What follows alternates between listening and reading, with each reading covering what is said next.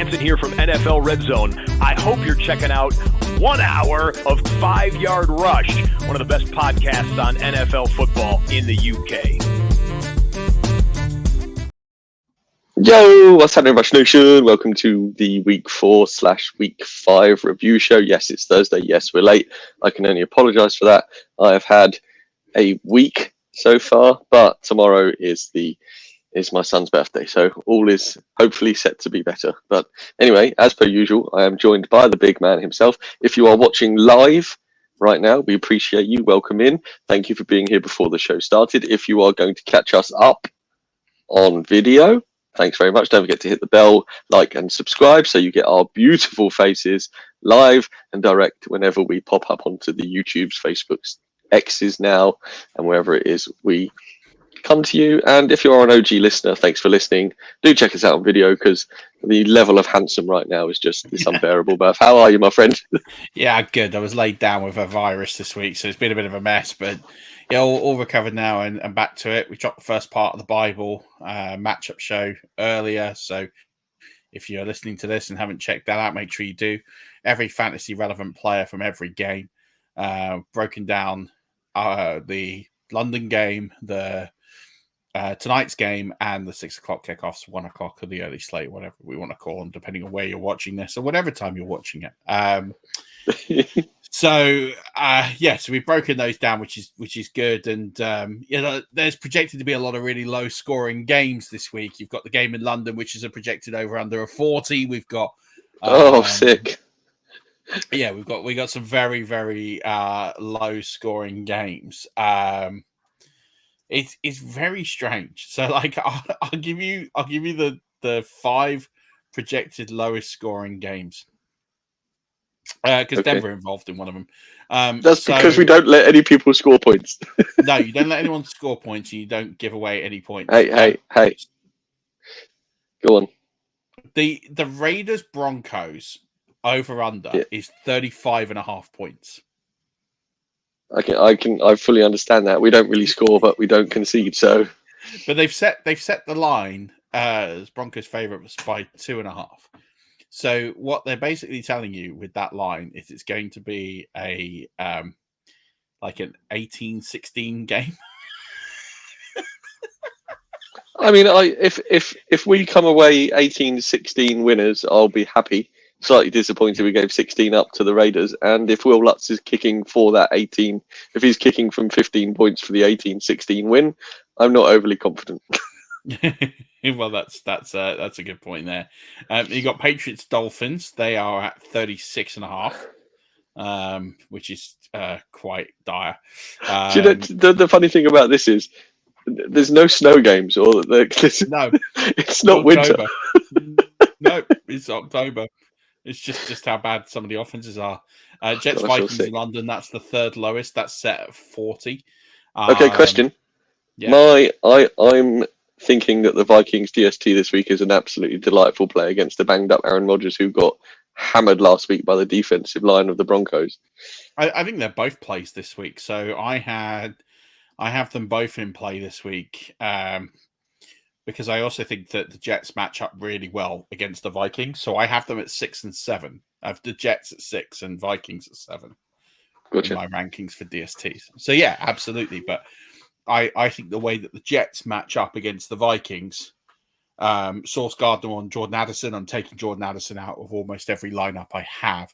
I just think that's why do you think Sauce is going to shadow Addison? I mean, that's typically, if you look at the way that they play their defense and you look at the way that they're lined up, you'll see some coverage where you'll see Sauce on Gardner, JJ. On JJ. Sorry. So, but in all actuality, you're likely to see Addison and the way that he operates in that area of the field. It will be Gardner that will more often or not be the cover there. Because what you don't want to do is switch sides too often with Sauce and therefore lose that effectiveness. So that's kind of the key to that. And they don't really. So I'm just pulling it up. I can give you like his breakdowns so far this season of what side he predominantly plays and the percentages of that. So Sauce Gardner at the moment is so he tends to line up almost exclusively on the left. It's actually more than I thought. So I thought he played about 70% on the left. It's actually more than that. It's 84% he plays on the left. So Jordan Addison plays as on the right. So that is why that matchup is going to be quite consistently contested between them. Whereas if you look at, and I mean, listen, the good thing about the Jets is it's not like there's a significant weakness on the Jets roster. It's not like DJ Reed is a poor corner. Like he's a pretty good corner. So it'd be DJ Reed almost exclusively on Jefferson. Now, you might see Jefferson switch sides, and that's where you might get that multi coverage. So Jefferson is a pretty agile weapon. He does tend to have a pretty even spread on where he is. Addison is almost more exclusively on the right, but he does sometimes cross into the slot, and he does sometimes cross over into the left. JJ almost exclusive is almost lined up everywhere, so that's where you will see some cross. But to be honest, I don't really see JJ on Michael Carter, who's the slot corner, being too much of a factor. I think you're going to see you're going to see Addison more on Sauce, but you might see if JJ goes to the other side. It depends the way the routes break. But the thing is, I don't see that happening as often because Sauce Gardner's only targeted on 8.9% of the routes that are run against him, which is the third lowest amongst cornerbacks in the NFL. So if you're looking at matchups and you're looking at where you're going to be able to exploit the field in this game, and you're Sam Darnold, and with that pass rush that the Jets have, you're likely to see stuff go over the middle, but you're probably going to get I wouldn't be too surprised to see JJ play almost a little bit shallower and then taking Reed on to beat the man. So that's kind of how I see this breaking down. But I think really the two factors on who will win this game will be how Sam Darnold handles that pressure and is not forced into mistakes / turnovers. And if he handles the pressure in quick releases, and what's Kevin O'Connell going to do to help him with the quick release? Yeah, you still got realistically no TJ Hawkinson this week. So what is he going to put in scheme? Is it going to be Aaron Jones? Is it going to be something there for a quick release? Or are you going to play JJ shallower so that you can get him off to the sideline and maybe break one? That could be a scenario where you might get an advantage with his pace. I don't see them attacking over the top for the big play. Now, famous last words, that could now really happen. So I think that's the question I would ask. If I'm the Vikings, how do you really make the most of the intermediate field? Because that's where you can get some production and yardage on the Jets. But also the run game will be fundamentally important. I think Aaron Jones is going to be really, really important in everything that the Minnesota Vikings want to do to try and win the game. Inversely, if I'm looking at the Jets, it's really I expect Tyler Conklin to be pretty decent this week. I actually think he will be fairly productive. So I'm looking at where else they could be productive, because actually their usage of Nathaniel Hackett's usage of Breece Hall this season has been criminal. You might see a bit more what we saw in 2023 with a lot of short catches to Breece Hall. But they're seeming to timeshare Breece Hall at the moment, which is just stupid. So I'm trying to work out really what the Jets are trying to do. But effectively, for me, the pathway to the Jets winning this game is turnovers, long drives, and then just grinding possession, because they don't really have that big play in them. They don't have that big like chunk 40-50 yard play. You've got Mike Williams there, but the way that Rodgers is at the moment, you're not seeing a lot of deep ball connection. So I think you're going to have to rely on those consistent yards, stay in third and short, and just keep moving the chains. And that's the way that I would see the Jets winning this game.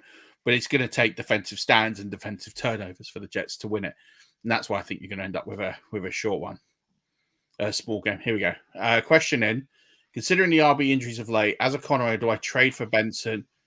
I hear the clear cuff.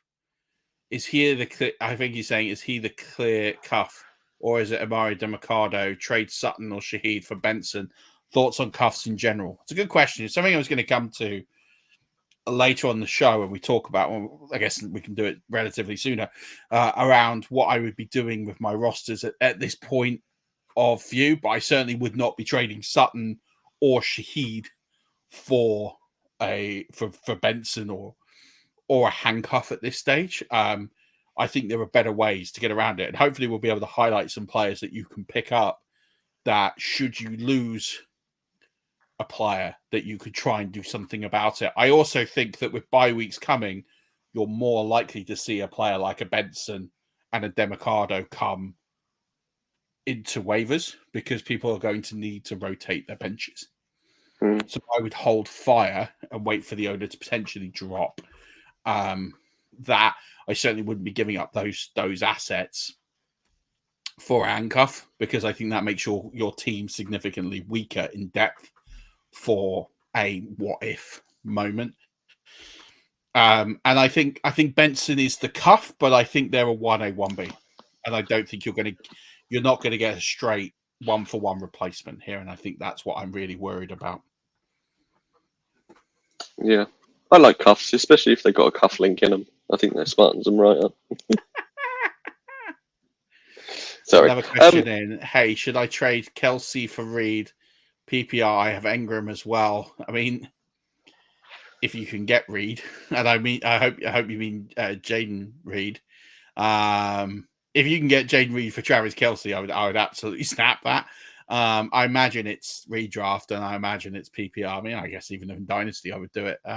Yeah, I'd be all over that. I think Kelsey's going to be a good plus play for the next couple of weeks, but I don't imagine that's going to be a long-term solution. So, yeah, I'd be all over that. I'd be really surprised if that trade offer went through, but I mean, if you've been offered it, then definitely snap it.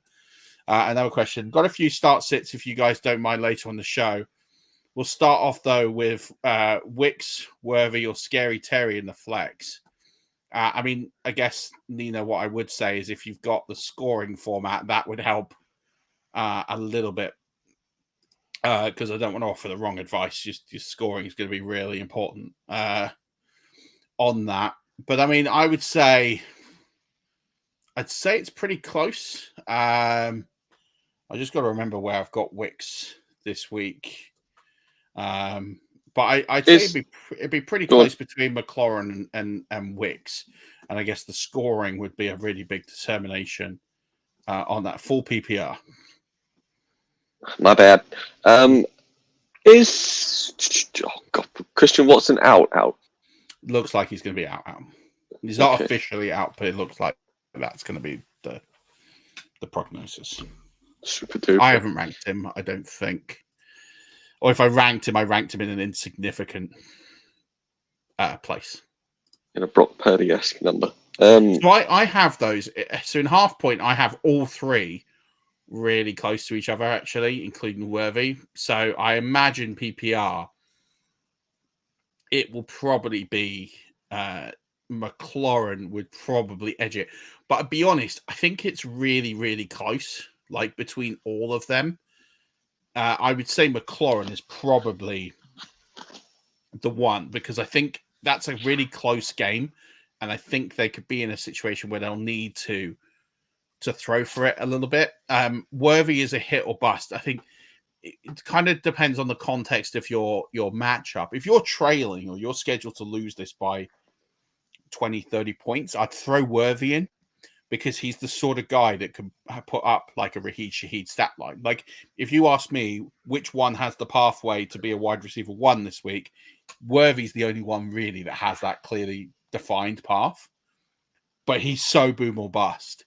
So in a close matchup, I don't know if you risk it. If you're trailing by 20, I would definitely punt Worthy. If you're looking for the safe play, it's McLaurin. And if you're looking for safe-ish with a bit of upside, I would go with Wicks. But I actually wrote about this in my column for Fantasy Pros, that for me, Romeo Dobbs is the guy this week for Green Bay. So he has a phenomenal matchup. He's up against Tre'Davious White, who statistically is the worst corner in the NFL right now. Really? Yeah, by a long way. Statistically, the worst corner in the NFL. He's giving up 0.55 fantasy points per route run. And on top of that, the Rams play through or over 3/4 of the time in zone package, and they're giving up the most points in the league per drop back in zone coverage. I think it's 0.54 fantasy points per drop back, which is quite significant. Every time the quarterback drops back twice, it's a fantasy point that they're giving up, which they're tied with Carolina. On top of that, Dobbs is 7th amongst all receivers with over 50 routes run in zone in terms of his separation score, and 9th in terms of his win rate, and that's about 100 odd receivers. So he's in really good company in terms of his win rate and succession rates in zone. So you have Tre'Davious White, who is the most targeted corner in football right now, giving up the most fantasy points per route run in right now against him in fantasy football, up against a zone defense which is giving up more fantasy points per drop back than any other team in football. And then you have Romeo Dobbs, who is winning at a really high rate and separating at a really high rate in zone. Like, that recipe feels like it's a Romeo Dobbs week. And with that, that's where Wicks could fall a little bit by the wayside with that narrative. So if I'm sitting here as Matt LaFleur, I'd be thinking, how do I get the ball to Romeo Dobbs this week? Because I think for me, him mixed with Jaden Reed look like the pathway to success against this Rams D. Now, the thing you could say with the Packers is they like to share it around, and that's why Wicks will get a fair crack, which is why I have him as a low end wide receiver 3. So he's got, for me, I just think Terry's the safe bet. Like, I look at Terry's usage and I think Terry's going to put up not an extraordinary week. There's always a pathway to it. But I think he's going to give you a double-digit week, and that will be enough to hopefully some of your other stars shine through. I can see a pathway where the other two don't get to that number. And I think Scary Terry's the kind of guy I think I can lock in 10, 12 points and that, and I'll let the others see what happens. If you were trading by a lot, I'd go with Worthy, because he could put up this ridiculous stat line. Like, I think he was 3 for 77 last week, and I think that's kind of him. I don't see a pathway to him getting more than like 4 or 5 touches in a game right now, even with this injured offense. And so that's my worry, is if he doesn't hit on those, you're kind of screwed. And then, as I said about Wicks, I'm all camp Dubs this week. And if you want to see the article, if you search for Murf Fantasy Pros or Adam Murphy Fantasy Pros, it's my weekly wide receiver cornerback column. And I wrote quite a big in-depth piece about Romeo Dobbs in there. I think for me, his matchup this week is elite. It's the second one down if you search Murf Fantasy Pros. There you go. What's number 1? Murph's Fantasy Football Brain Dump Substack. Oh, yeah, my old Substack, which hasn't been working for a while. And cool. I think that's just because I put Murph first, whereas if I put Fantasy Pros Murph, then I would imagine it goes the other way. Yeah, probably. I don't know. There you go. If you put Fantasy Pros Murph, it's the top one. So either way, it works. Yeah, and you'll find the link to the column every week. So, I just that's where I'm at with that. Nice. Did we get through all 4 of the low games, or I stopped you at the Vikings Jets? And I think no. So we got that was the 3 that were under. That were the 3 at 40 and below, and then there is one just over 40, which is at 41, which is Bears Panthers, which is going to be. I mean, I'll be honest. I look at the slate of games this week, and if you took out Bengals Ravens, it's not a great slate. Like, I look at this slate. Rams Packers potentially could be fun. It'd be a lot more fun if Puka Nakua and Cooper Kupp are out there. 49ers Cardinals could be interesting. I mean, the 49ers are the biggest favorites of the card. They're -7. But yeah, I mean, there's some pretty bang average games this week. I'd say as a slate, this is one of the more disappointing slates I've seen in quite some time. I've read a stat here, if you've probably seen this. The wins by the Broncos, Bears, and Commanders last week marks just the third time in NFL history that 3 rookie quarterbacks won in the same week during the first 4 weeks of the season. The only other times it's happened is 2012 and 2016. Yeah, I mean, it would be a really impressive stat if the quarterbacks had contributed to the victories. Now, Jaden Daniels absolutely did. How dare you? Bo Nix was brilliant. Okay. Bo Nix is the first man in history to have thrown multiple pass attempts and ended up with negative pass yards since 1973. So, see, I mean, he do you know what his stat line was at halftime? No, I don't. It was know. 7 of 15 for -7. That's like almost as good as Jared Goff. That is really close. 7 of 15 for -7. How does that happen? Yeah, he threw one pass that was positive yards, and then the other 6 were completed for negative yards. Like, that is mind-boggling. Now, listen, the weather was bad, I grant you, but my word, like at halftime. So, like, I'm not giving it to Bo. I mean, Bo Nix scores the only touchdown of the game. Whoopie-doo. You are just salty about the Bo Nix win the week before. Is all your problem. I like Bo Nix. I do like Bo Nix, but yeah, I'm not giving him credit. I'm not giving Caleb Williams any credit either, to be honest. I'm sorry, but yeah. But I think that's more Shane Waldron than it is.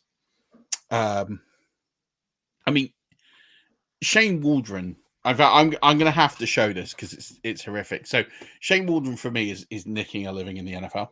And like, when you play on, Madden, right? Yeah. And you play Madden, and then you're in the you're sort of in a game and you're behind, and you end up just having all the receivers go out wide. I forget the name of the route that it's called, but you effectively just have everyone running out wide. Like, you have 4 receivers up and they just all run in a straight line, and you literally just lob it down the sideline, and that's how you score points. That is effectively what Shane Waldron's coaching is. It's honestly like one of the most horrific things I've seen in some times, like his chart. So I'm just trying to find. So whilst you find that, we do have a question coming from George Play. I'm not going to touch anything and put it on the screen because I don't want to ruin what's going to happen. But he says, "Hey guys, somebody dropped Rice. Should I pick him up?" There you go, Matt's done it. Should I pick him up? If so, who should I drop? Big Speaky on Coleman, Waddle, or Javonte? I mean, what's the chances he plays the rest of the season? I know they're waiting on it, but I mean, his knee is swollen. What's the chances of him playing this season? Very slim. 10%. Yeah, and of those players, maybe Keon Coleman I might consider, but I'm not dropping the others. Yeah, and you're going to have to hold for 2 months. And I think that's the issue. If this was a case of he's been dropped, there's a chance he could be back in 4 weeks, maybe. I think even if it's not an ACL tear, I still don't think he's back in 8 weeks. Do you want to hold him that long? Because I don't think I would. But if you've got a deep bench, I don't think Keon Coleman does anything for 8 weeks. I mean, to be fair, if you drop Keon Coleman and you can put Rice on your IR list, if it allows outs or whatever, then just do that and pick Keon Coleman straight back up. Yeah, I mean, he's not officially on IR yet. No, but some leagues can put out players or I mean, that's these weirdos. But that's just playing on easy mode, isn't it? Like, yeah. But shout out to. Go on. Go ahead. And I was just going to say shout out to George as well because he says Bo Nix 1, Rogers 0, Bo Nix the GOAT. So my guy. Yeah, I mean, listen, I mean that's fair. Anytime that you can beat. If Bo beating Nix Aaron Rodgers wins is not his anything. game, if Bo Nix wins the game against the Jags, Bo Nix isn't playing. Don't worry, they played last year. I watched the Broncos play last year. Ignore me. I'm tired. Carry on, Murph. Right, I'm going to pull these up now. I think I'm in a good spot to show them, right? And so we were kind of told last year, we got a bit of an insight into the amazing world of Shane Waldron, right?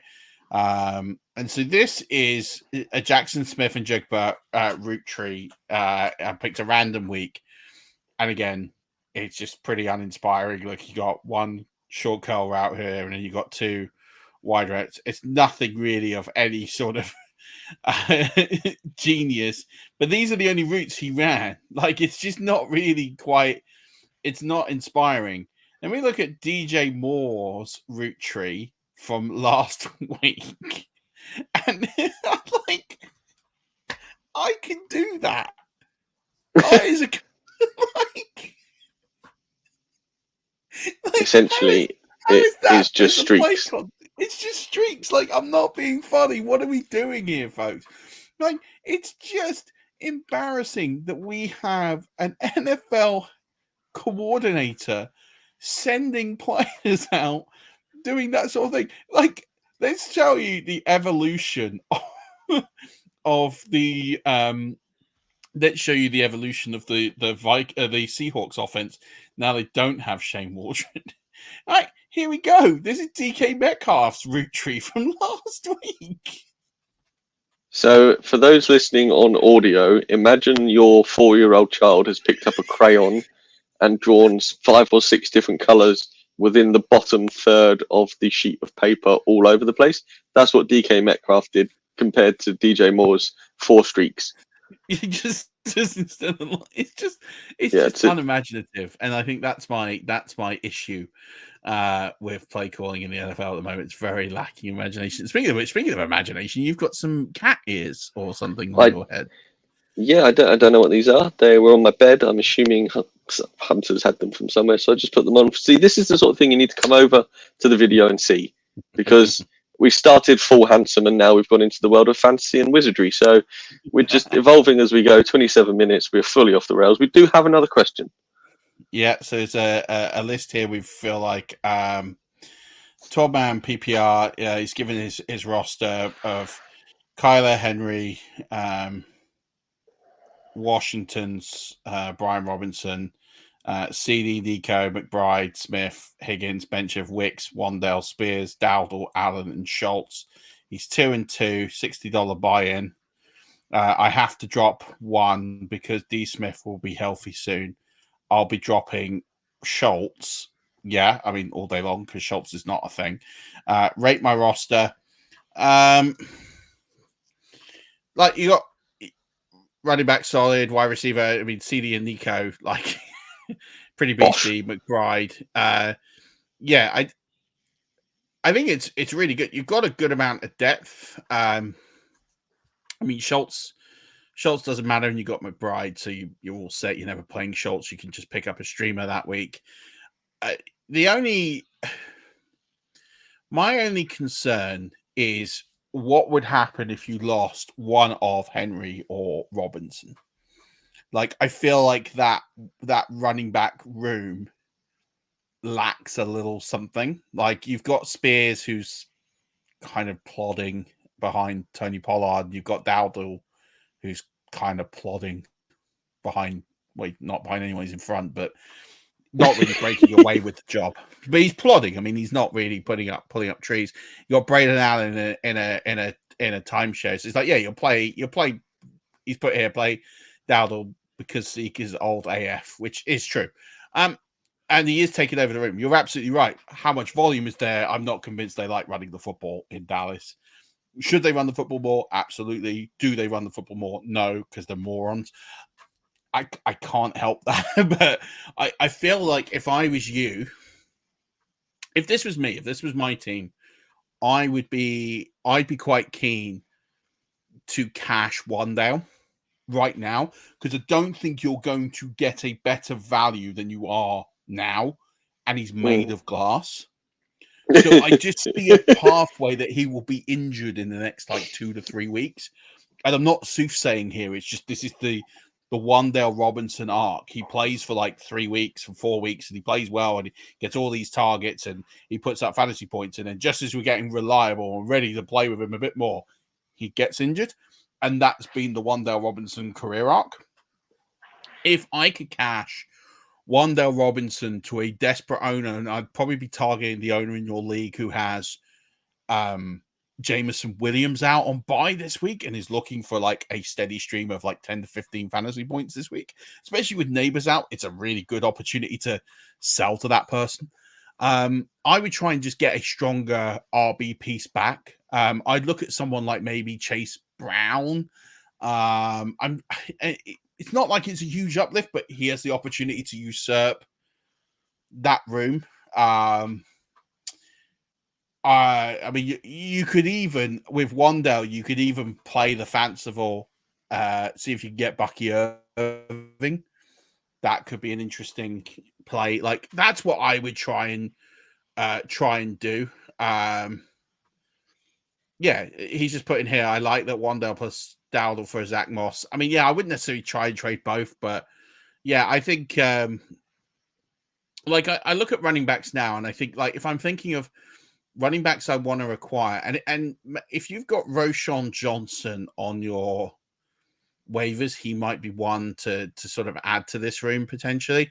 Like, I feel like you're one running back piece away from really content. I just worry with Brian Robinson again. He's another one that always picks up an injury, and then you're a bit short. So if you can try and acquire like a Bucky Irving, if you could try and get yourself, I mean, like, for me, the ceiling, the dream ceiling here would be someone like Devin Singletary, whose role is like pretty much locked in with no threat. Ramondre Stevenson, I worry about that offense, but that wouldn't be the worst thing. I just think you need like, if you lost one of those players to injury, I just feel like you'd be a bit injured. Yeah, Jacobs is probably a little bit high. But I agree with like Nino's putting here, like I'd shoot higher than Moss. Yeah, I would shoot. I think Singletary's a good level. Like, you're talking about a solid RB2. It's not sexy. He's not really going anywhere.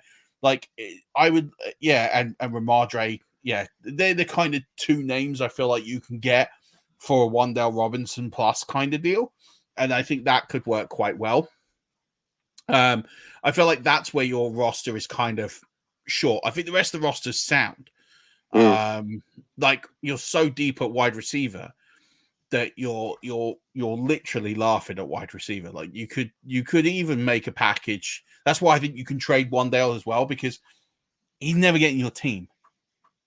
Like, the only time he gets in your team is if you have multiple injuries. And if you lose all those players, you're kind of dead anyway. So I think I don't think Wandale's ceiling gets any better than it does right now, with Malik Neighbors maybe missing this week with concussion. I think you're kind of getting about as good as you're going to get out of Wandale. So I'd be shipping him off this roster, because I think you can trade him for something decent. And again, you might have to piece, and maybe you piece Allen, because as you say, Dowdle has a pathway to a bit more work. Allen has got Breece Hall behind him. Like, Allen is not going to get much. He'll get a bit of work, but the best he's going to get is he's going to like compartmentalize Breece Hall on a pretty crap offense. Yeah, like I'd more up for shipping Allen, because I don't see a pathway to Allen getting like a good piece of work. Like, and he's hot property right now. Everyone's talking about, Braden Allen's doing this, Braden Allen's doing that. And like, he is on nothing volume. Like, he's getting more and more volume, but it's not a lot. So I think if you package Wandale Robinson and Braylon Allen, who are two players who are probably at their ceiling right now, I would absolutely just ship them. And I think if you can get yourself a really good, reliable backup running back, I think you're in business with that team. I think because you've got all the bones of consistency, you've got the high upside players. But yeah, that's kind of where I am with that. it's nice that you've got that, especially before this weekend slate. If you can sell Wandell, you've got that, just that little extra of Neighbours is out, so you could use that story in a comment to really seal the deal. Whereas if that wasn't a possibility, you it's just I'll give you X for Z, and there's no real story. But now you can say, well, Neighbours is out, Wandell's going to have a big week. He's not actually out, but he's in the concussion protocol, so there's every chance he He's doesn't not make making it. it. I'd say he's 50-50. But even if he does make it, do you then run him out there? And Wandell is picking up a nice amount of volume. Like, he's a really safe 10 to 12 point a week player that I just think gets crocked in 2 weeks. Like, because that's just the Wandell Robinson arc. And I'm not being flippant. It's what we've always seen. Yeah. This is why you need to come and watch in the video as well, Rush Nation. You need to head over, because the guys are having a conversation in the comments of the show right now. We're not showing them all, but they're going to and fro. So come and get involved. Come and watch. Come and chat. We're here for it.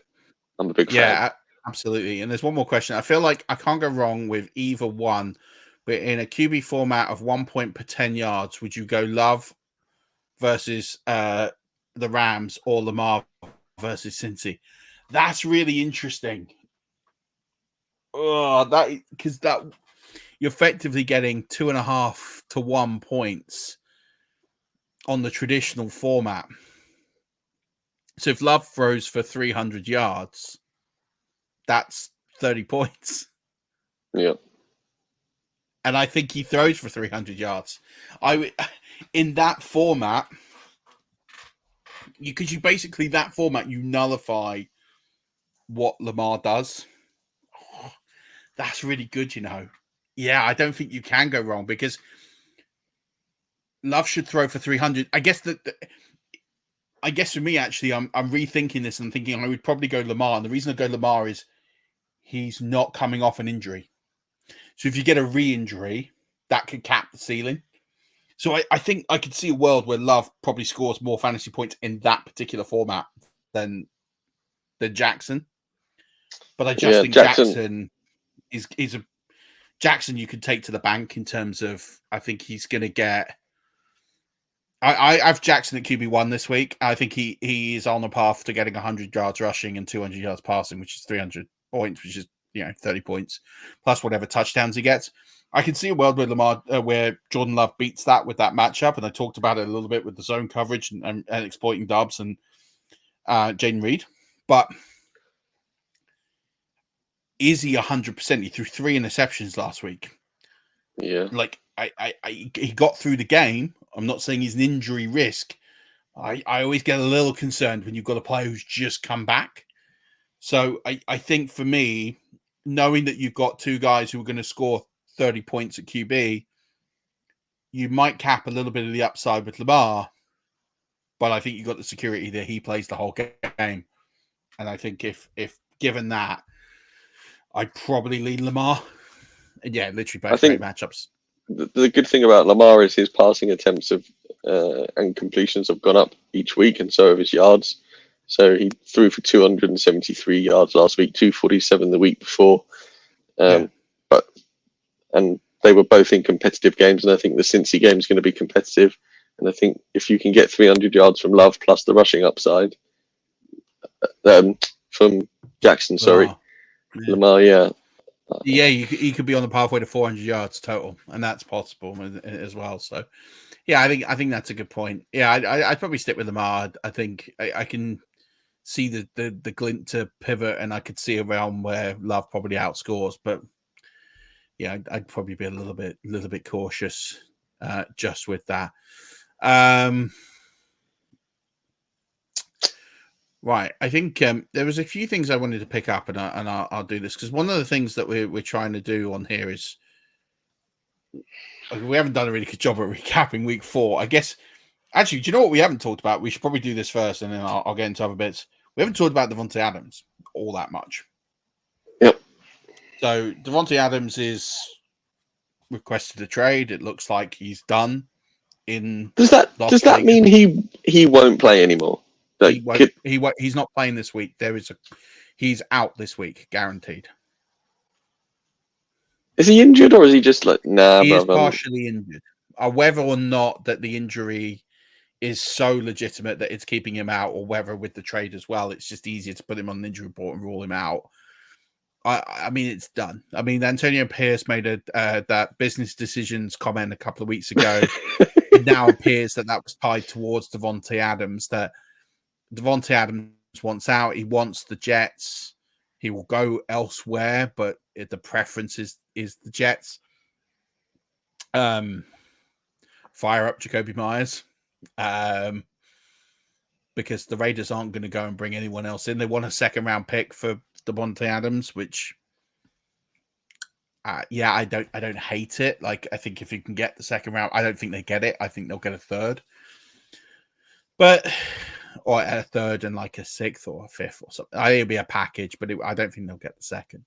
I mean, what are your thoughts on? I mean, he's obviously a terrific player, but your thoughts on him leaving, and where would you like to see him go? He's not been the Davante Adams that he was with Aaron Rodgers, and do you think he's going to the Jets for that reason? But can you see the relationship restarting essentially for football wise? Is he just going to pick up where he left off? Is what I'm saying with Aaron Rodgers, or No.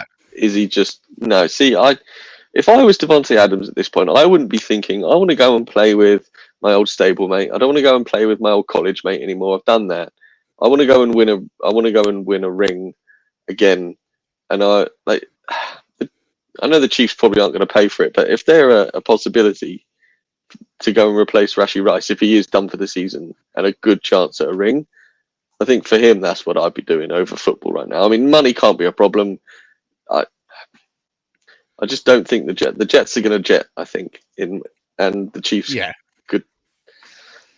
So I'm going to throw out a name for fantasy football that I don't think anybody else is talking about. That I think is a realistic option because we've seen it before. And I tell you where I would like him to go, and I'd like him to go to Buffalo. Oh, I'd love him to go to Buffalo. I just think that room lacks a star. It lacks a proper one receiver. The best receiver on that roster right now is Khalil Shakir.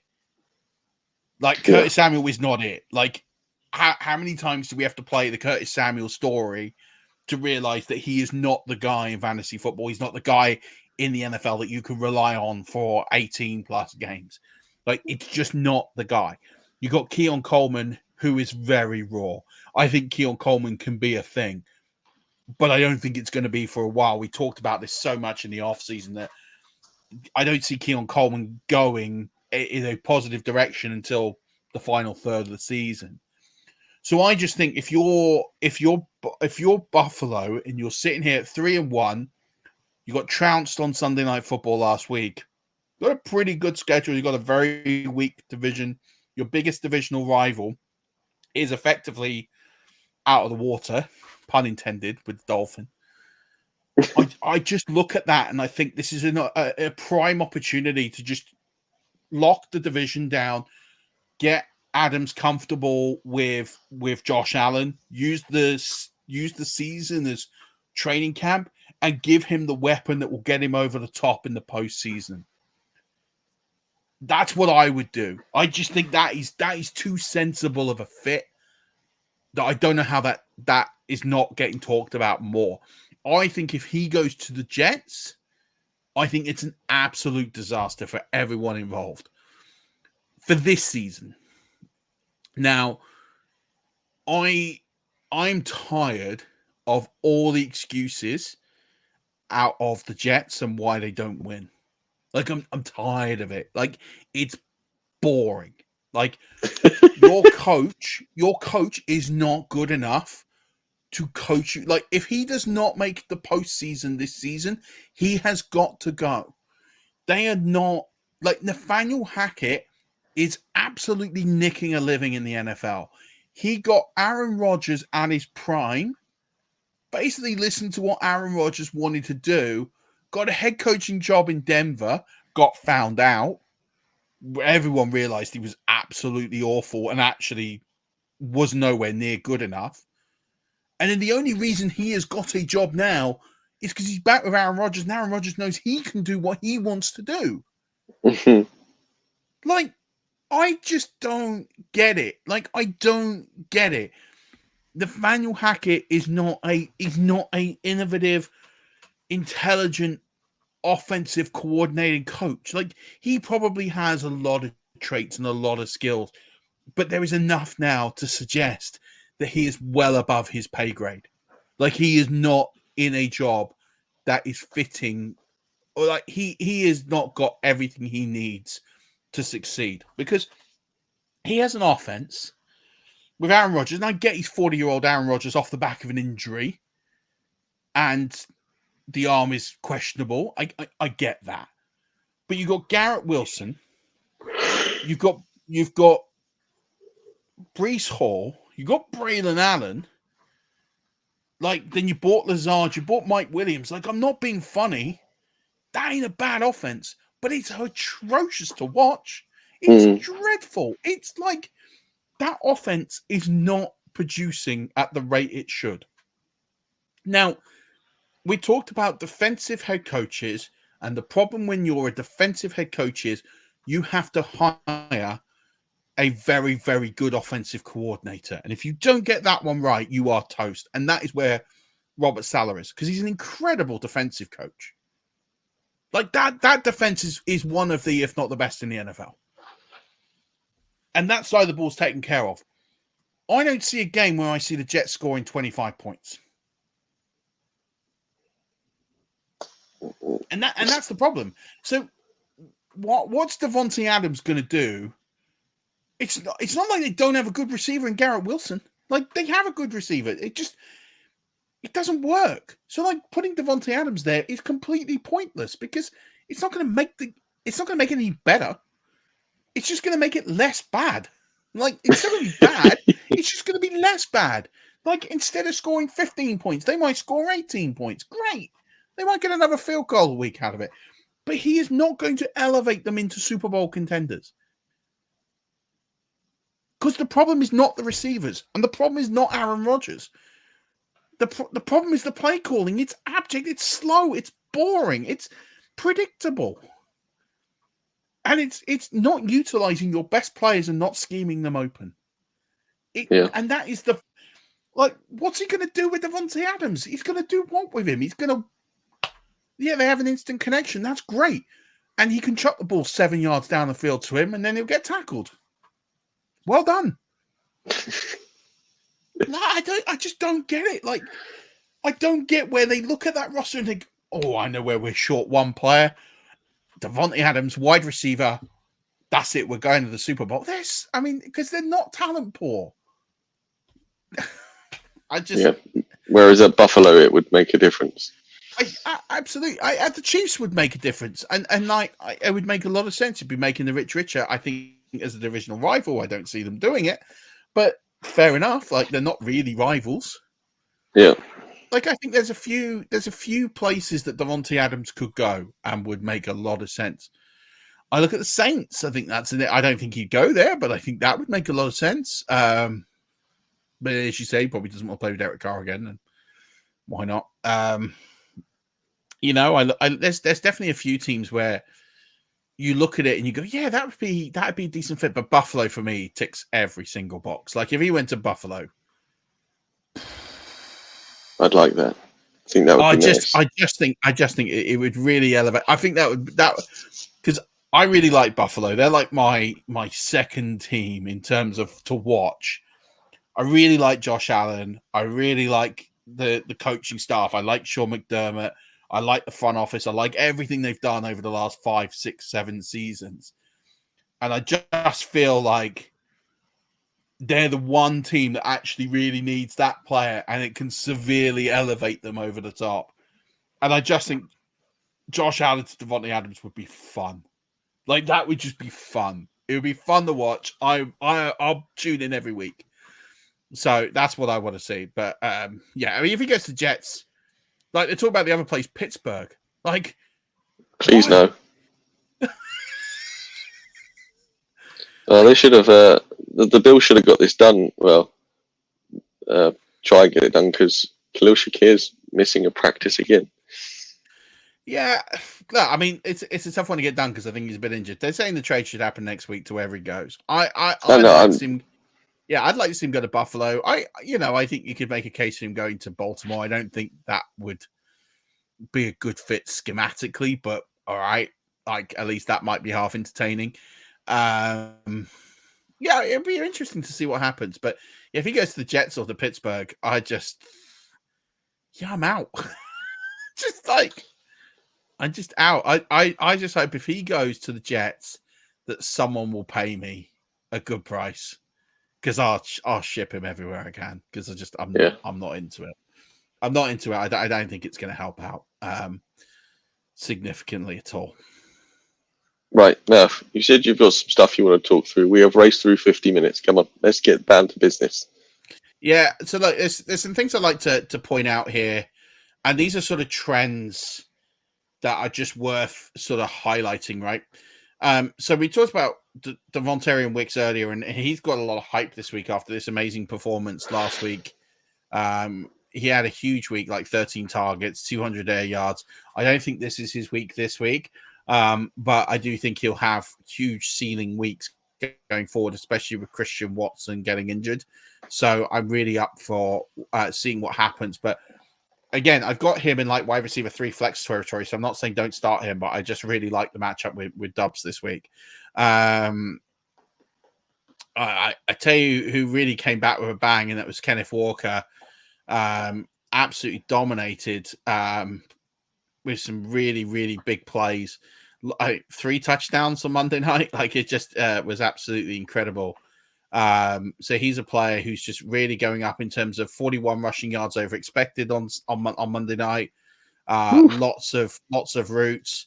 So yeah, he's lots of high value touches as well. So yeah, Kenneth Walker is starting to trend upwards and look good coming off an injury, which is great. Xavier Worthy obviously had the long touchdown, but that he needs. For me, there just needs to be some consistency there, something to watch. There's been like not a lot of chatter on Lad McConkey. I just want to steer this on people that are following the Lad McConkey story or not following it. Ran routes 86% in week 4, which is good. 28% targets per route run, which is exceptional. 7 targets. Like all of that is like the peripheral numbers of what we want to see. He's the clear number 1 in that offense as a receiving target. So, like, if you've got Josh Palmer, he can go. He's not a thing. You can just stick with Lad McConkey. Everything's trending towards him being, like, the guy in there. It's just going to take a bit of time. But don't lose faith. The fantasy numbers are not backing up the peripheral numbers right now, but they absolutely will. Rashid Shaheed, 11 targets, boom. 30% targets per route run, massive. 9.1 yard air dot last week. So, yes, that's all stuff we absolutely want to see. Chase Brown, 24 yards over rushing yards over expected, and he had played 40% of snaps, which was his season high. So there is this trend to Chase Brown getting more and more work off Zach Moss, which is why I kind of highlight that. One to keep an eye on. It's definitely not there yet, but he is trending in the right direction, which is really good. Bucky Irving got all the inside the 10 carries for the Buccaneers. So he's going to be the goal line back, not Rashad White. That really sort of lowers Rashad White's ceiling. And Bucky Irving is going to be sort of the goal line back. So they are a real one, like a legitimate 1-2 punch now. Jordan Whittington ran routes. Lee's brother. Ongoing joke. 94% of routes, 8 targets. So he is the guy in LA to play. So if he's still available on waivers, then go and get him right now and slot him into your starting lineup this week. Xavier Legette had a really big week, 86% of routes, 10 targets, which was amazing. What I would say on Legette is he has got a really horrible matchup this week against Jalen Johnson, who is statistically the best corner in the NFL. So you need to sit Leggett this week. This is not it. It's going to be a Deontay Johnson boom week. He's got a huge week against Tyreek Stevenson, who's statistically the second worst corner in the NFL currently. Lump all in on Deontay. I think I've got Deontay like sixth, wide receiver 6 this week. Like the matchup is just mad. So like I'm all in on Deontay this week. I'm out on Leggett this week. That's not a negative on Leggett. It's just a bad matchup that I don't expect them to exploit. Jalen Johnson, we talked about Sauce Gardner only seeing targets like just less than 9% targets per route run against him. Jalen Johnson, that number is even less. It's 8. He's got the least targets per route run against him of any corner in the NFL. It's giving away the least amount of fantasy points per route run, just 0.09. Don't underestimate that matchup. Stay away from Leggett. It's not like legit. It's not a matchup you want to be messing with. Jordan Hanson talked about his matchup. Not a good one this week. Our guy, Brian Robinson, podcast favorite, 101 rushing yards. Get in. 7 yards rushing yards over expected. He's so good. Like, he's so good. And we just... I love the fact that for 2 years in a row, we've talked about how good he is and how he just is so significantly undervalued and how I just have him in so many leagues. And it's absolutely incredible. Tajay Spears, just 18% of routes run, which is just really bad. Like, he was 53% in week 1, then 34, then 30, but 18 is really bad. Question on that backfield, Murf. At the start of the season, we had a bit of a bet on that. Not a bet, but I said it was going to be Pollard, and you said it wasn't. How far into the season do we need this to go before you let me have this one? I won't concede it just yet, but only because Tajay Spears is coming back from an injury. But yeah, I'll put it this way. I'm not far off calling it, but I'm just not there yet. One thing I will just say, right? A lot of people this week would have dropped Kimani Vidal. I'm going to say that he is a player you should keep an eye on, right? I'm not advocating you should definitely pick him up. He would have been dropped a lot this week because of the bye. Yeah. So I imagine if I went into an app, I'd see that he's probably going to be like free in 90% of leagues now, I would imagine. J.K. Dobbins was 20 yards, negative 20 yards rushing yards over expected. So he was 20 yards under expected. And he's been like that for 2 weeks now. And Gus Edwards looks like he is on life support. So, like, I see at some point... Yeah, he is. He does look like he is. He's either running with a Zimmer frame or he does look like he's on life support. My point is that they're actually not running the football very well at the moment. And so I can imagine a change to Vidal at some point in the second half of the season. So if Vidal is free, you've got space, I would sneakily add him. He's a player I would be keeping an eye on because I see that transitioning. Another player I see transitioning into a bigger role is Alexander Mattison. Now, Alexander Mattison is a bad running back. Like, I 100% concede that he is a terrible running back. He is just in a backfield that is so blimmin' bad that he actually looks good. Yeah, and that's where you're going to go. And you need to pick up Tank Bigsby as well. So Tank Bigsby is getting a lot of work. Final word on week 4 is another really bad week for Kyle Pitts. I had a matchup this week where I had Mark Andrews in the tight end slot. My opponent had Kyle Pitts. Both tight ends scored a whopping 0 fantasy points apiece. I would say that if Kyle Pitts does not come out of this week with significant yardage and significant targets, he is droppable in fantasy football. Because if he can't score points against the Tampa Bay Buccaneers, where that is the part of the field where he should score points, then I don't see a pathway for him being successful. I talked about that on the show earlier. Kimani Vidal's rostership is now 0.9%, and it's down 0.3% in the last 7 days. So he's free in every league. Now, I would say in a 5 bench league, that's a 5 roster, 6 roster spot bench league, that's really hard to hold. In a significantly deeper league, I would say that's probably a good spot to add, because I think he's going to be a 3 to 4 week hold. But I see a pathway to him because of how bad it is in LA.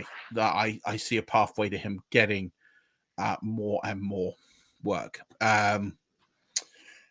So one thing I will say is I started looking at quite a few things on running backs. So, I like to look at running backs. I've got some stats here on bell cows because I like to look at this for touch information and just see who's got like a really big role. So to give you an idea, Kyron Williams is, by the way, well out in front as like the bell cow. He has played 84.5% of snaps. So those of you that bought into Blake Corum being a thing, I'm sorry. We did tell you that it was not going to be a thing. You didn't listen. I don't feel bad for you. I just don't. I don't know how clear we could have been on that. And this isn't me victory lapping. It was just, you don't draft the same running back as the guy you've got and expect him to be better. Like Kyron Williams is legit the guy. He's had 73 of the team's 95 rushing attempts so far this season, which is just massive. But he's played 84.5% of the snaps too. Like, it's just absolutely ridiculous. Like, he's number one in each of those categories. He's on his way to 100 touches already this season, which is my only concern because that puts him on pace for like over 400 touches. I don't like to see that because that leads to burnout and injury. But that's another thing. Another player on the course for 400 touches is Jordan Mason. Jordan Mason has already carried the ball 91 times, which is leading the NFL. And he did, like, it's actually insane, considering he was pretty much undrafted in most leagues. So yeah, he has almost had 100 touches as well. So that's another thing to keep an eye on. Jonathan Taylor, he's had a significant amount of work too, but he might be missing time this week as well. Then we got Joe Mixon, he's due back this week. Kenneth Walker, the usual suspects.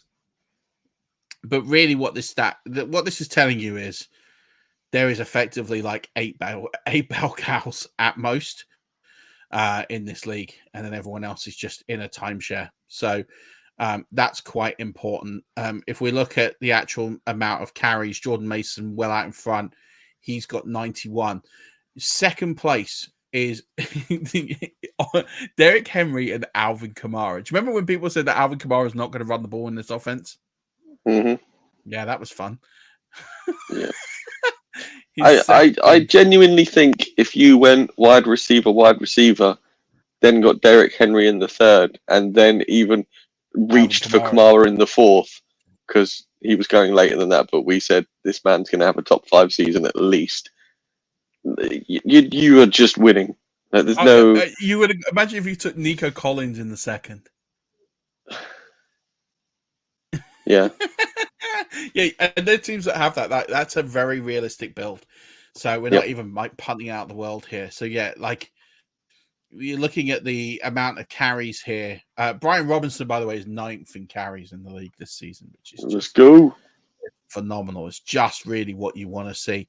So yeah, I like to look at it's just important to see when we're looking at receiving backs as well. Breece Hall leads the league in targets. No shock. Devon Achane is second. Alvin Kamara third. Alvin Kamara has already had 20 targets. So he's had 100. He's had effectively like 100 touches to the ball. So Alvin Kamara leads all running backs in terms of team target share at 20%. So he's 20% of his team targets, and he has almost exclusively all the runs. What a machine. Yeah, absolute bell cow. So that's fun. Rushing yards under expected. Do you want to take a punt of who is leading this category by quite some way? Rushing yards under expected. Breece Hall. No. Okay. Who's been terrible? Javonte's not been great. I'll give you a clue. He's a really good running back. It will surprise you, but his team are doing really badly at the moment. He's a really good running back. It will surprise me. but his team are doing really badly at the moment. It's late. Devon Achan. Poxy Tour. No, that would be Devon Achan is 88 yards under expected. They cannot run the football without Tua. Like, it's amazing how much that game is built around Tua. It is quite scary because that team is in absolute free fall. Second on the list is DeAndre Swift, who actually had a decent week last week. Yeah. But yeah, has been terrible the first 3 weeks of the season. See if he turns score. The third is the Gus Bus and Najee Harris. Yeah, there's Javante's in that list somewhere as well. Rushing yards over expected. For the season? For the season. I'm going to say Taysom Hill's fractured his ribs, just FYI. It's just running back, if it helps. No, that came up. Taysom Hill was fractured his ribs. Oh, okay. Okay. Oh, is this over? Yeah, rushing yards over expected. J.K. Dobbins has got to be up there. Yeah, he's fourth. Crikey. Okay. Rushing yards over expected. Who's done? Oh, Jordan Mason. Is that? Does that? Okay. Gosh. They're two. Well, those two went. Names. Derrick Henry, surely. Number one, 185 yards over expected. And then Saquon, 156 yards over expected. Jordan Mason completes it. To round off the top 5 is Chuba Hubbard. That's not a surprise because he's been really good. Chuba Hubbard is 71 rushing yards over expected. Brian Robinson, by the way, is 7th in that list, just behind Jonathan Taylor, 60 rushing yards over expected. So Brian Robinson train is just ticking everywhere all right now. And there is no one on 0. The closest to 0, other than those in negative, is Alvin Kamara, who is a whopping 3 yards over expected. Yeah. He's over. He's over. So yeah, that's that I thought is a really neat one to share. I like looking at that because it's giving you the sort of the numbers that tells you sort of what they're doing. Most targeted receiver in the NFL, Malik Neighbors, 52, Nico Collins, 43. Deontay Johnson is 3rd, he's 39, but he's only caught 51% of his targets. Wow. Most of that's due to Bryce Young. He's seen an uptick in recent years, in recent weeks, say recent years. By the way, Cortland Sutton on this is 3rd, 4th, 5th, 6th, 7th on this list. In targets, he's seen 36 targets this season. He didn't catch many week 1. 15. He's caught 15 targets out of 36. His catch rate is 41%. But he's warming up. We're warming up. I like it. Yeah, absolutely. So he's right there. Here's a fun stat. Do you want to know who's got the lowest catch rate percentage in the NFL? Yes. He's a rookie.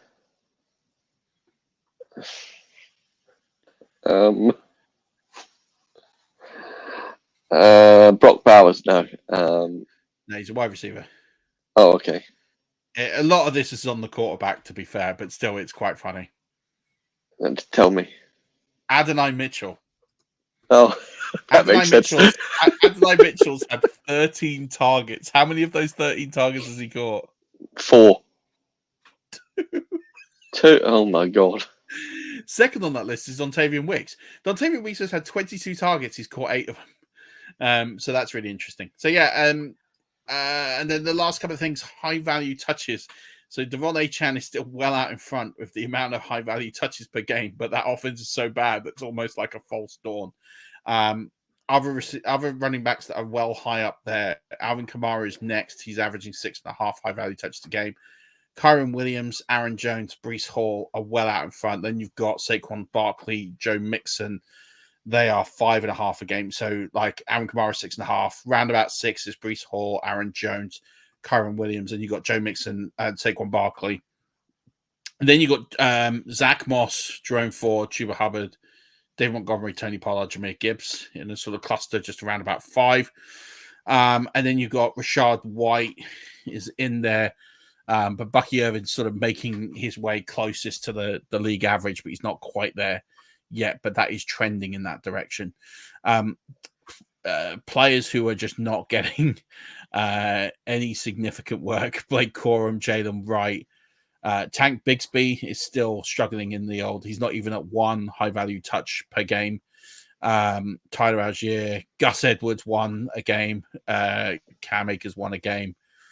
Kareem Hunt's at 2, which first game back isn't bad. Zamir White has got less than 2. Braylon Allen less than 2. Antonio Gibson less than 2. All these sort of plodding backs who are getting yards and plays but aren't making it count is basically all of these. So like the Braylon Allens, Antonio Gibsons, Carson Steele, Zeke Elliott's, Jaleel McLaughlin, Jalen Warren, Jamal Williams, Tyler Algier, Ty Chandler. They're all kind of getting work. But they're not doing anything with them. But the interesting one is Zamir White. So Zamir White, even though he's got the sort of lead amount of opportunities, he's still only getting less than 2, and Alexander Mattison is getting way more of his high-value touches. So what's really interesting is that Justice Hill and Austin Eckler are in this world where they are around half their touches are high value touches. So that's like red zone usage. So they're almost exclusively Austin Eckler and Justice Hill, almost exclusively red zone backs. So they're not used in between the 20s. Well, that's because Derrick Henry's busting off 79-yard runs every week. But it's interesting because that's interesting. It's interesting to highlight that because they're worth an ad. If you haven't dropped them, if they're free, because they are touchdown or bust candidates. So if you're in games where you need a pathway to 10 points in the flex and you're really short, Justice Hill, Austin Eckler are both pathways to that 10 points because they can get in the box. Tajay Spears, ironically, is another one that's kind of near that sort of usage as well, but he's just not got enough of the volume and he's not getting in. The other thing we like to track is teams that are getting a high number of high-value touches per game. This is courtesy of Sam Hoppen. So the Lions well out in front over 9 a game. Then weirdly, the Miami Dolphins are almost 9 a game, but they're just not scoring. But that should trend the other way at some point.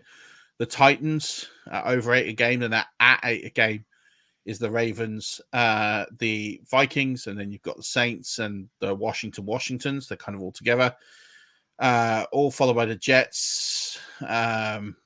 Holding up the rear, the teams with the lowest high-value touches per game. So these are like potential scoring opportunities for running backs. Is the Chargers, the Cardinals, so bad news for Connor. The Jags, bad news for ETN. Green Bay Packers, that's bad news for Jones. For Jacobs. And then you got the Colts, which would be bad news, but it's exclusively Jonathan Taylor's show, so it's not too bad. And then Singletary, and then the Raiders. So it's kind of like one of these things. It's interesting to follow for like Gibbs and Montgomery. It's good news. For Achan, it's good news, but he's not converting, so maybe it's not quite good news for Pollard. It's good news for Henry. It's good news and Justice Hill. So there's some good trends, but really the big winner on this chart, you'll have to say, is probably Alvin Kamara. He's probably the one that is getting all those really high-value touches at a significant rate. And then the last thing, so it's not really statistical, it's just thinking about the rosters. And then we've got a question, then we'll sign off. I would say at this point in the season now where we've got bye weeks, you're going to see good players get dropped. I would say at this point, when thinking about your roster churn, you want to be picking up running backs, and you want to be picking up running backs where the bell cow is getting a lot of work. So go back and listen to some of the names we talked about where the running back has had a significant amount of work. So I think it's really important to have a think about some of these players. So Trey Sermon will probably be significantly picked up this week because there's been an injury to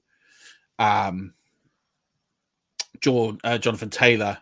One player I'd be doing a really sneaky add-on if you're doing multiple transactions this week is Kendra Miller. So Kendra Miller's currently on IR. So if you've got a free IR spot, and this is what I mean by if you're doing multiple transactions, you could add Kendra Miller first, put him on IR, and then complete your next transaction. Because of the amount of workload that Alvin Kamara is seeing, there's a worry that he'll either be dipped off or injured because he will have too much work. Mm-hmm. So that's a pivot that I would be thinking about. So a free add Kendra Miller, stick him onto an IR spot. There is a pathway to him getting some work in second half of the season. So until you have to make a decision on him, he's a player I would definitely be looking at in rostering a bit more. Jeremy McNichols is potentially one, especially if Eckler doesn't go this week. That's an easy roster add to make. We talked about Alexander Mattison. Antonio Gibson's a really interesting one because Ramondre Stevenson has fumbled the ball in 4 consecutive games, so that could be an interesting one. Tyler Algier for Bijan Robinson. He's starting to get a bit more uptick in work. Rashawn Johnson, if the DeAndre Swift transition is just a 1 week progression, he goes back to type. Emmanuel Wilson, we've talked about a couple of times now, is a player to be keeping an eye on. Ronnie Rivers, for all the workload that Kyron Williams has. So there's a few names I would be like stockpiling. I'm not saying you need to add them just yet, but they are players I'd be looking at in highlighting and just keeping an eye on for future weeks, because I think that's going to be really important to make those quick transitions across. And then, look at the people that have potentially dropped in leagues. Mike Williams, because there could be a change that forces Mike Williams to therefore be used more. So that would be one I would be looking at in leagues. He's a player I'd be keeping an eye on quite significantly over the coming weeks, even though they're going to be on bye.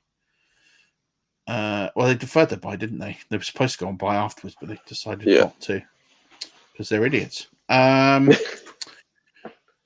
I think that's it. So so back to the handcuff question. If you can acquire a handcuff, then you should absolutely do it. But I would say just be a bit careful of what you've got to give up. And if you've got to give up good players to do it, I probably wouldn't. The upside is to hold other people's handcuffs, because then you're not capping your own upside. That's the kind of thought process. Cam says, I have a trade question if you're available to it. Yep, fire it in. If you get it in the next 2 minutes, we'll do it. And if not, we're going to shut down.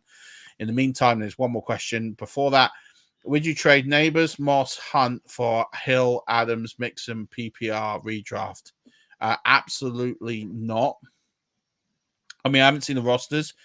Adams could go anywhere, and if he goes to the Jets or to Pittsburgh, which are the most talked about destinations, he becomes a dead fantasy commodity. Hill at the moment is almost a dead fantasy commodity until Tua comes back. When that happens, we don't really know. We haven't been given a timeline. And then you got Mixon, who's already been injured, who is coming back, but another injury. And then you're trading, Hunt and Moss, which, okay, they're not great players, but you're giving away the best player in the trade, which is Neighbors. Neighbors has all the potential to be a top 3 wide receiver this year, given the amount of volume. Yeah. So, for me, unless you're 2-2, 1-3, and you need to do something before the season gets away from you, then I guess because you are getting 3 players that could add something, my worry is if that happens, you could be out of it completely before those players come back and fire, if they fire at all. So I would say if you're 4-0, 3-1, I don't make that trade. If you're 2-2, maybe. If you're 1-3, 0-4, what have you got to lose at this point? You might as well gamble. That's kind of my viewpoint on it. But that's wild. I've never seen trades like that. I'm just not in leagues where I get traded. No, me neither. It's bad. So Cam, if you've got your question, you've got 60 seconds to fire it, or we're going to wrap. Yeah. I wish I was in leagues like that. That's cool when stuff like that happens. But yeah, we don't see that. Don't see that too often. Murph, that was a lot of information at the end. I enjoyed that. There's some stuff there that needs to be unraveled a bit more, I think, and worked out. That, I mean, it feels like we've been validated really on some of our takes for start of the season, especially with Alvin Kamara's usage, and we thought it was going to happen, and it didn't. Then, and people were saying it wouldn't, but it is. So, I feel like, so if I was to summarize our off season, I feel like we were good on Williams, we were good on Jonathan Taylor. We called the Nico Collins situation. I think I'd call that a dub. We were right to fade Garrett Wilson. We were right to fade Chris Olave. We were in on Kamara. We were in on Brian Robinson. We were in, I think the running back situations, I think we've done really, really well. The Marv Harrison thing, we'll see how it pans out. At the moment, it's kind of like a par for the course, but I don't feel too bad like advising people to have missed that. Chris Godwin, we absolutely nailed. Like, we absolutely nailed how good he was going to be. So like, I feel 4 weeks in, we've absolutely killed that. Debo been injured, but I feel pretty good where he's going to end up. I think the things we missed on Rashad White being better than he should have been, or we had a bit higher than he probably is going to finish. That's probably the one L, and I think we were probably a little low on Neighbors and probably a little high on Pittman, and certainly high on Anthony Richardson. I think that's probably the biggest L here. Like, I was far too high on Richardson. I don't feel the rest of them we're actually like that far off. We were quite high on Daniels. We're right to fade the tight end market. We weren't really in. We talked about Kincaid not being the guy. McBride was going to take a hit, which I think he would have done had the rest of the position not taken a hit. So I think we were right to sort of advocate this fading tight end approach. I feel pretty good with where we are, and that reflects in my team ranking. So like, I keep a record of all my fantasy results. Then to give you an idea, I play in around about 73, 74 managed leagues. So that's 73 to 74 leagues I set lineups for every single week, which is a lot. Yep. To give you some idea on the numbers for this season, I'm just trying to pull up the sheet. I am currently, as a season record built off the players that we talked about, 218 and 77. That's pretty good. So it's not too shabby. A couple of other things. So we just had a couple of questions. We'll answer these. Any moves? 12-man full PPR. Lamar, Henry, Kamara, Higgins, Tutu, Kincaid, Mason, San Francisco, D. Butker, bench, Braylon Allen, Roshan, AJ, Jamo, Justice Hill, Chubb, Lawrence, Dowdle. Seems pretty decent. Yeah, any moves? Lamar Jackson's got a 14-week bye, so I probably wouldn't stash a quarterback. That's probably it. Like, I don't think you need to hold Trevor Lawrence, is my thought. It feels like a roster clog. He's not really even performing. If he was a top 12 quarterback, I'd be like, yeah, fine. The problem you're going to have is hopefully you get like a bye and you're in the playoffs. And you don't need to worry about week 14. Like, it's not a thing. And then it doesn't matter what you do. If not, I'd just pick up a quarterback in week 14 because you're going to play Lamar every week. If like I said, if Lawrence was putting up top 12 performances, I'd be like, yeah, just hold Lawrence. It's fine. Like, Lamar might get injured, but Lawrence has very little intrinsic fantasy value at this point. I just can't advocate holding a player that you're never going to play, especially as you're getting into bye week season. Because you're already holding players like Chubb, for example, who aren't playing and might not play much this season. I think you're probably a wide receiver light. The fact that you've got like Tutu in there, like, his time is going to come to an end shortly. And I know that you've got AJ Brown and you've got Jameson Williams in there. So, but I just feel like you're probably a receiver light. So if you can get yourself like a Jordan Whittington off waivers, if you can try and attack you got Trevor Lawrence, find someone who's weak at quarterback, and maybe they have some value in Lawrence. Or I think that's all I would try and do, is try and find someone. You've got a lot of running backs on your bench, which is good. That's what I would do. if maybe you could trade Braylon Allen because there's a whole hype on him, and I don't see a pathway other than Breece Hall getting injured. So perhaps you can find a way to trade Braylon Allen into another wide receiver. That's the only thing I would do. I think it's a really good roster. That's probably the only thing I would do. I'd ditch Lawrence. I just don't see the point in holding him. If he was putting up loads of fantasy points, it would be different, but he's not. And then the last one, Ryan Kennedy picked 2 flex spots for half-point PPR. Dell Sutton, Chase Brown, Rico Dowdle. I mean, I've got Dell as a sit this week. I think he's got a terrible matchup. He's coming off injury. So he is just out of this conversation for me completely. So then it comes down to Sutton, Chase Brown, and Rico Dowdle. And that is quite tough. Without knowing the context of the matchup as well, that's quite tough. So I would probably have Sutton in there for the target numbers. Like, I just feel like he makes the most sense to play, even though I'm not particularly high on him this week. So I have him as a 64th flex position. So it's kind of like I'm not like desperate to start him, but he's like wide receiver 3 range. So I would probably have him. And then if I'm looking at the running back position and you've got the choice between Brown or Dowdle, I mean, that's pretty. I have them almost back to back. I have them literally back to back. Chase Brown and Rico Dowdle are literally back to back. So I technically have Brown ahead in the rankings just on the upside, and he's got a slightly better matchup, but I'm not like desperate. Like, there's an argument here that you'd almost throw Dell in for the upside and hope that the matchup's better than it is, but I think Brown and Dowdle I'd probably lean Brown just because I think he's got a pathway to get in the box. I don't see Dowdle doing anything productive this week, so probably Sutton and Brown, but I can see the angle to go Sutton and Dell for chasing a bit of upside. Last question, because we've gone on really long. There's been so many questions tonight, which is phenomenal. RBs, Jordan Mason, Kyron Williams, James Cook, Raheem, most wide receivers, Russell Brown, Devonta Smith. So are you playing like in an 8-team league or something? Should I trade Jordan Mason for Deebo Samuel? No. Pardon? No. No? No.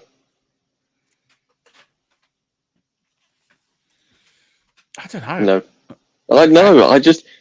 If Christian McCaffrey's legs are, well, they are in trouble, and he misses the entire season. You just said Jordan Mason has the most carries in the NFL. Yeah.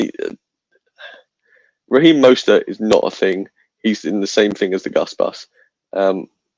James Cook's good, but by losing Jordan Mason, only having James Cook and Kyron Williams, are you then putting yourself at a disadvantage to get another wide receiver?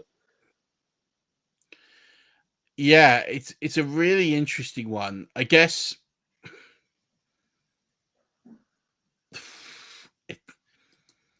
there's 2 schools of thought. The problem is the news on this is really conflicting.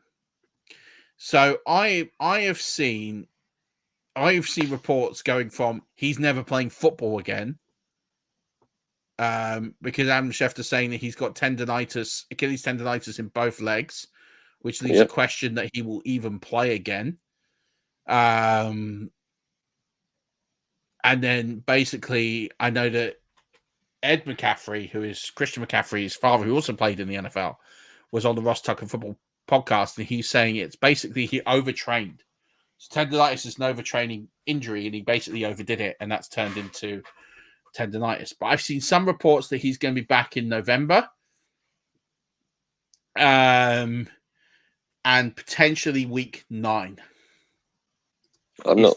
Is what's being traded about. I see it. So the way I look at this is, it'd be interesting to see, because Mostert's not a thing, right? He's pretty much done. There's the really good case to have him on and then with the bye weeks, you could really struggle with Kyron and James Cook because their bye weeks are coming up. On the flip side of that, there's the argument of Jordan Mason might have 4 weeks left. And if that's the case, then Deebo Samuel is an elite player to bring in. And it's not like you're losing that much, but in a position that you're already quite well stacked. Well, I'd say that. I mean, like Deebo Samuel was a top 12 wide receiver most weeks. I just think the scarcity, of a running back scares me more than not having Deebo on that lineup in front of me. But if I get that, but then I also think that if Christian McCaffrey comes back in week 9, then you have 4 weeks of a commodity you paid nothing for left, and then he goes and you've got nothing left. Whereas you've got Deebo Samuel, you can get someone who you paid nothing for, and then all of a sudden you get Deebo Samuel, who is going to be not far off Jordan Mason's production. So it's not like you're taking a big hit in points, but you're banking those points over the season. And then because of what happens at running back, I've just named you like 8 guys who could usurp into a good position. Yes, it's not going to be the Jordan Mason position. I guess the thing I would say is that Jordan Mason's good enough to get you into the playoffs. What does he do for you in the fantasy playoffs? Probably not a lot. Because I think at that point, Christian McCaffrey is probably back. So does Jordan Mason win you a title? Arguably not.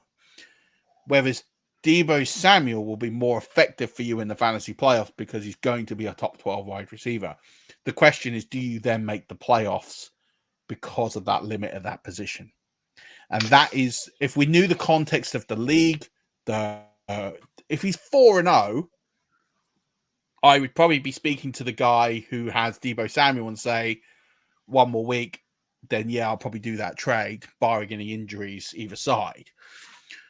And sort of do a handshake deal, get an extra week out of Mason, and I would probably ship it if I was going to 4-0, 5-0, because I feel like, hey, I'm going to make the playoffs. So actually, I need something to stockpile for the playoffs. Whereas if you're 1-3, 2-2, and you need wins, then I probably wouldn't trade Mason. And that's the context in this question that we don't have. So it's kind of impossible to give an answer. I'd say if you're 4-0, handshake deal for next week, 5-0, I would ship it. Because I think you make the playoffs at 5-0, and I don't think Jordan Mason helps you in the playoffs. Like, there's a chance, but I think Christian McCaffrey will be back for the playoffs. So then I think, okay, you need to then think, and then what I would do is then try and ship, like, say, Flowers or Christian Watson or someone like that for a running back is what I would try and do, and then get it back into balance. Fair enough. For the listener earlier who was considering picking up Rashee Rice and dropping anybody, don't bother. He's just been placed on IR. So I'm assuming that, I can't read the rest of the headline, but I'm assuming Rashee Rice has done his ACL and that is his season over. Fire up Devontae Adams. Rush Nation, Now. Go on. Pull it up. Quickly. Hurry, Murph. Lift music. Come on. No, they've just said minimum 4 games. They haven't said they haven't said that he is out for the season yet. Take it from one bad knee to another. I think he's done from the year. Rush Nation, this has been an absolute monster. I have enjoyed it. Murph, thank you so much for your company as always. That's going to do it for this week's show. Thank you for listening. Please do tell your friends to like and subscribe because the chat has popped off tonight and basically I'm here for it. It's been fun as always, Rush Nation. If you're going to the London game this weekend, enjoy yourself. Don't forget the London game is on and get those lineups set early Sunday morning as opposed to waiting until 2 o'clock because you'd have missed it. That's going to do it for this week's show, Rush Nation. As always, don't forget, keep rushing.